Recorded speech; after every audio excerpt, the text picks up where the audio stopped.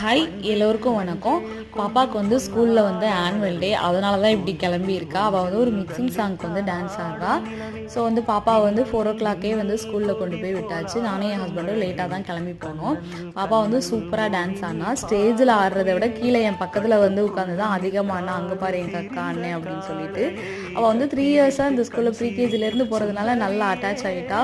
ஆனால் வந்து இப்போ வந்து மெட்ரிகுலேஷன் படிக்கிறான். நெக்ஸ்ட் இயர் வந்து அவளை வந்து சிபிஎஸ்சி சேஞ்ச் பண்ணலான்னு இருக்கிறேன். நான் சிபிஎஸ்சி சேஞ்ச் பண்ணலாம் அப்படின்னு நினைக்கிறதுக்கு ஒரு முக்கியமான விஷயம் என்னன்னா, அந்த ஃப்ளூயண்ட் இங்கிலீஷ் தான். இங்கிலீஷ் அவங்களால பேச முடியும் அப்படிங்கிறதுக்காக தான் நான் இப்போ சேஞ்ச் பண்ண போகிறேன். கைண்ட்லி ஏதாவது சஜஷன் இருந்தால் சொல்லுங்கள். ஏன்னா நான் காலேஜ் முடித்து வேலைக்கு போகும்போது நான் வந்து இங்கிலீஷ் அப்படிங்கிற ஒன்றாலேயே ரொம்பவே ஸ்ட்ரகிள் ஆனேன். அதனாலேயே நிறைய வேலை கிடைக்காம போச்சு. ஸோ பாப்பாவுக்கும் அந்த நிலமை வரக்கூடாதுன்னு நினைக்கிறேன். இனி வரும் காலங்களில் இங்கிலீஷ் வந்து ஒரு மஸ்டான லாங்குவேஜ். ஸோ வந்து சிபிஎஸ்சி சேஞ்ச் பண்ணுறது கொஞ்சம் பெஸ்ட்டாக